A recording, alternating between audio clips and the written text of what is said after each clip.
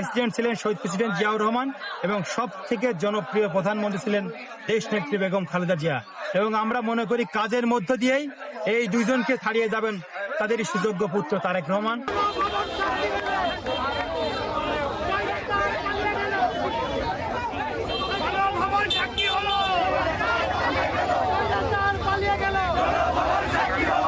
বাংলাদেশের 17 বছর যাবৎ যে গণতন্ত্র অবরুদ্ধ ছিল সেই গণতন্ত্র কিন্তু মুক্ত হয়েছে 2024 সালের 5 আগস্ট।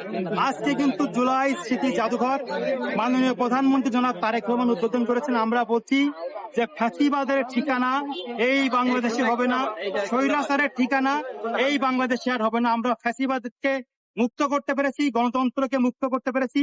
যে অগ্রযাত্রা তারেক রহমানের নেতৃত্বে শুরু হয়েছে, আমরা মনে করি সেই ধারায় বাংলাদেশ সবার আগে বাংলাদেশ বিনির্মাণ করার জন্য তারেক রহমান কাজ করে যাচ্ছেন। আমরা তার সাথে সবার আগে বাংলাদেশ বিনির্মাণ করার জন্য সবাই কাঁধে কাঁধ মিলিয়ে একতাবদ্ধ হবে স্বাধীনতার মূল মন্ত্রে এবং জুলাইয়ের যে গণ অভ্যুত্থান সেই অভ্যুত্থানের সকলকে শহীদদেরকে ধারণ করেই আগামী দিনে তারেক রহমানের নেতৃত্বে বাংলাদেশ বিনির্মাণ হবে।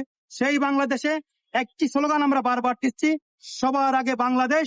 জিয়া পরিবার সবসময় এদেশের মানুষের স্বার্থে, গণতন্ত্রের স্বার্থে, স্বাধীনতার স্বার্থে, সার্বভৌমত্বের সাথে শহীদ প্রেসিডেন্ট জিয়াউর রহমান, দেশনেত্রী বেগম খালেদা জিয়া এবং তাদের সুযোগ্য পুত্র জনাব তারেক রহমান সারা বাংলাদেশে এবং পৃথিবীতে বিরল একজন ব্যক্তিত্ব, যার পিতা ছিল প্রেসিডেন্ট এবং মাতা ছিল প্রধানমন্ত্রী এবং তিনিও প্রধানমন্ত্রী হয়েছেন। এবং আমরা মনে করি বিগত সময়ে সব থেকে জনপ্রিয় প্রেসিডেন্ট ছিলেন শহীদ প্রেসিডেন্ট জিয়াউর রহমান এবং সব থেকে জনপ্রিয় প্রধানমন্ত্রী ছিলেন দেশ নেত্রী বেগম খালেদা জিয়া।